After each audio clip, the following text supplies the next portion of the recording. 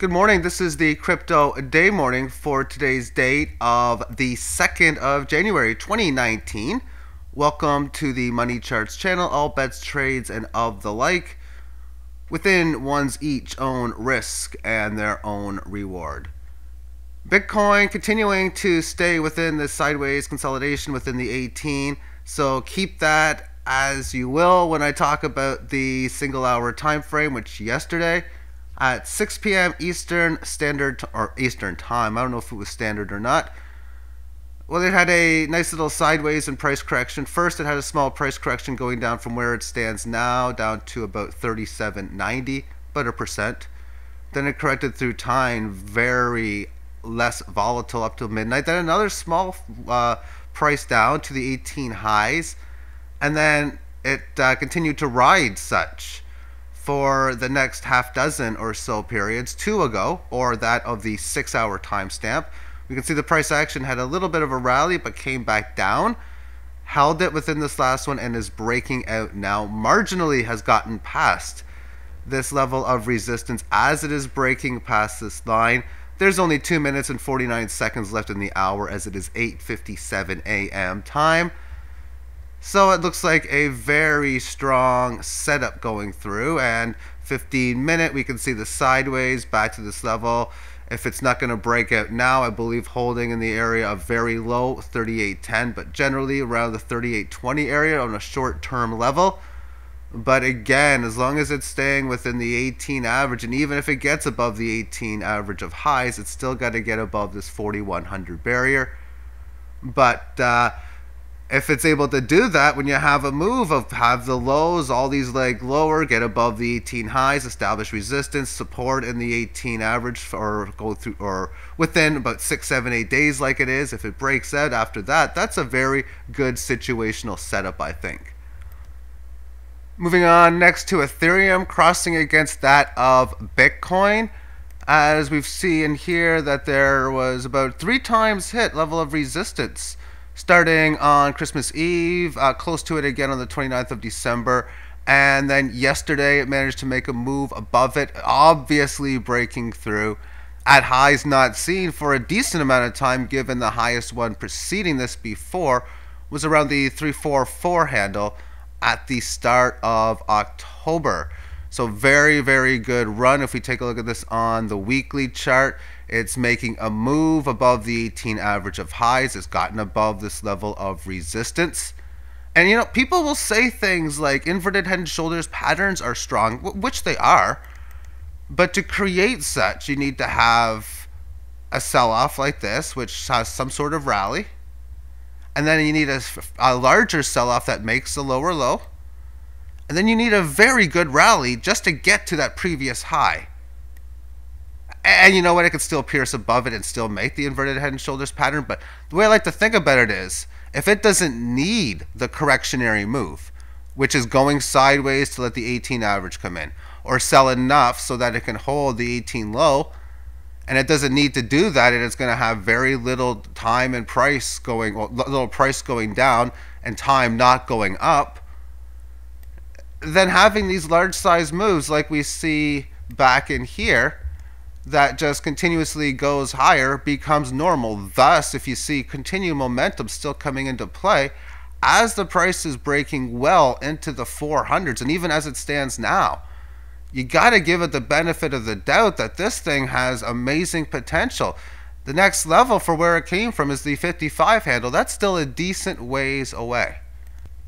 But of course, when it's ready to have that correction, I'll be looking at a 61.8% down from this high to this low, or wherever the high happens to be to this low. And that's the 18 average of lows, previous level for where it came from, and here as spots of areas of support. But it's definitely in a nice up move.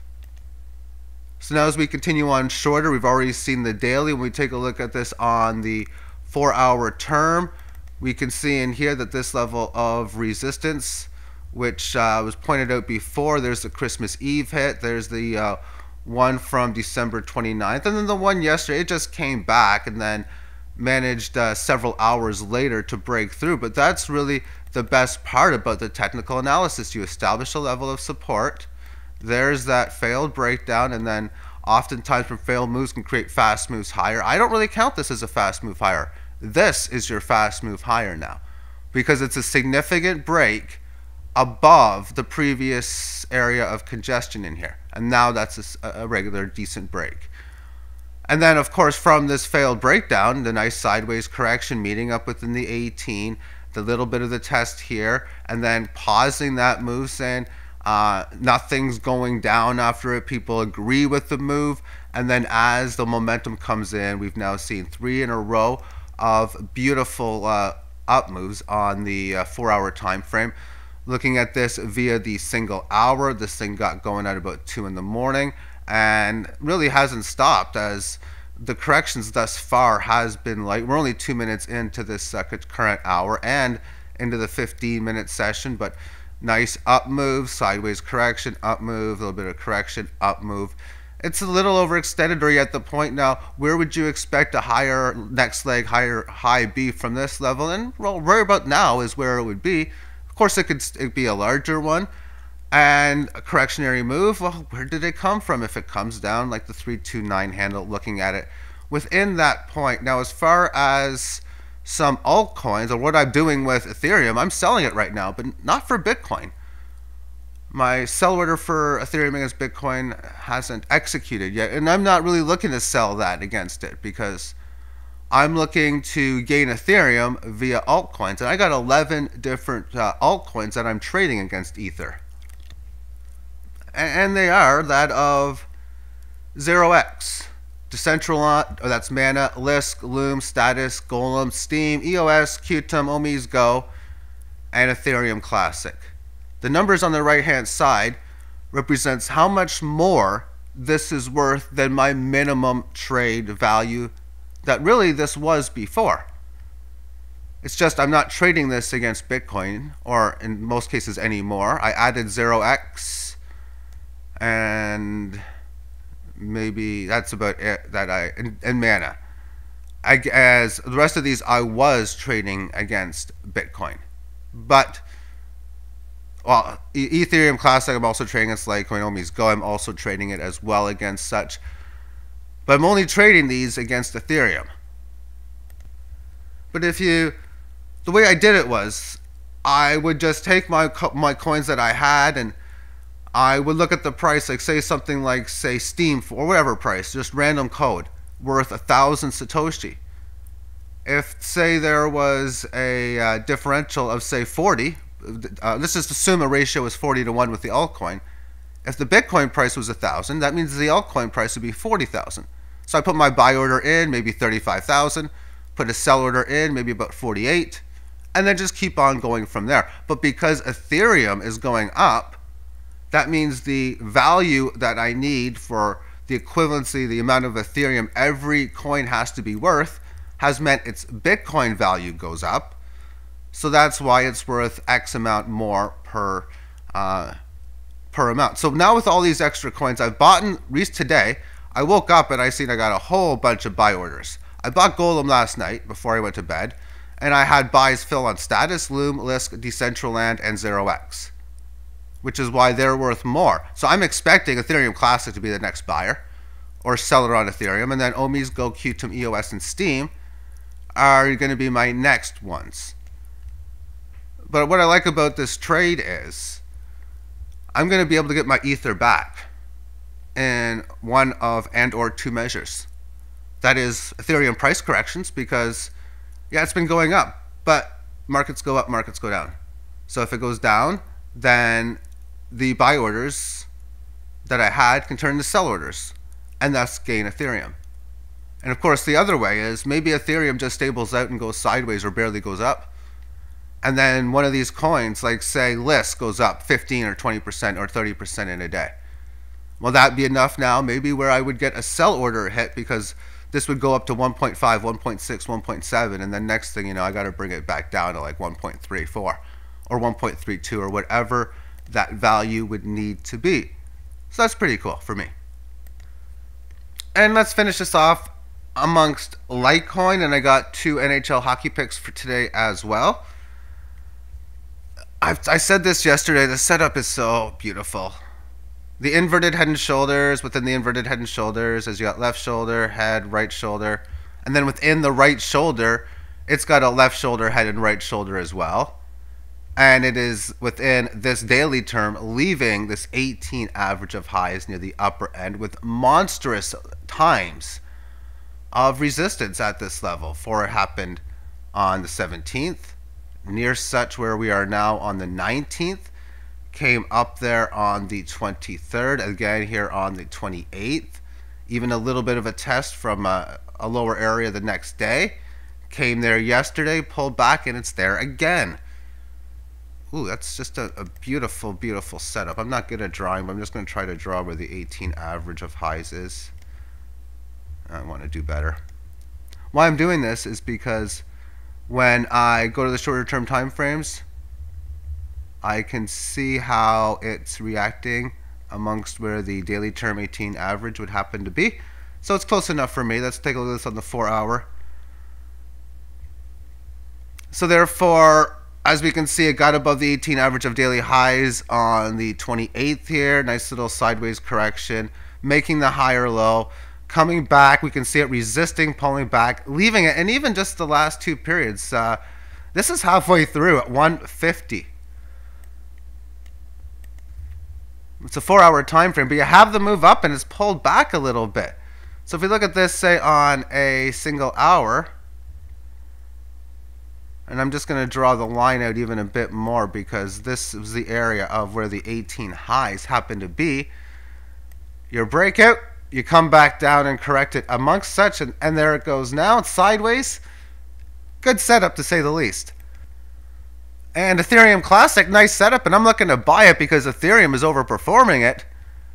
But the move up here, nice move here on the daily.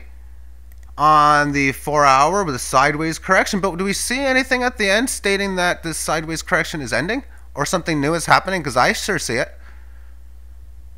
It was resisting the highs and supporting the closes and the lows, but now it's breaking out. Single hour. Nice. So anyway, thank you for tuning in and have your... Oh yeah, hockey picks. Got a couple. Nothing too major, just mainly playing the home teams to win by 2. Arizona and that of Ottawa. We got Arizona as a favorite barely. So -1.5 plus 244. The line's a little lower. I made this last night. I got a star on Ottawa because I want a better line. It's not right now plus 278. They're a home underdog. Arizona's pure Edmonton fade and play on home -1.5. Edmonton is playing terrible. And they're a great fade at the -1.5, meaning if they pull their goalie, there's a good chance you're going to see an empty netter. Ottawa plays a pure home -1.5. Is there plus 112 on the money line? I kind of have to agree that they should be. You can't give them a lot of disrespect, them being Ottawa, when they're playing a Vancouver team that isn't great, although improving a little bit. The puck line indicates that on a 112 money line price, that you need 56.08% of winning by 2 ratio for Ottawa. And you know what? That number is way too low. That number should be close to 64. So Vancouver is not a poor fade, but they're not a strong fade either, meaning if they're pulling their goalie, all that late 2 minutes, 1 goal game, they're not stingy and not allowing the extra one, but they're not really loose, as a term, that they're going to just allow it, just sort of like for example, Edmonton would be. And then you got teams that are amazing at scoring empty net goals, like the Calgary Flames and the Toronto Maple Leafs. Anyway, thank you for tuning in. And I also got a play in the IIHF, the junior hockey tournament, and that is on Denmark on the money line, and really small bet on both bets, but especially the second one, and that is no for both teams to score, but I'm nowhere near as confident as I was the last 2 times I played it in Denmark as I am in this one. But I do like it at 5-1 odds. And Switzerland or Denmark, I got even odds. You know what? If I wouldn't play anything worse than -108 on it, and it's I mean, I would have liked to see better than even, but Kazakhstan, they're really, really bad. So is Denmark, though, but I think Kazakhstan is much worse. Have yourself a great day. Bye-bye.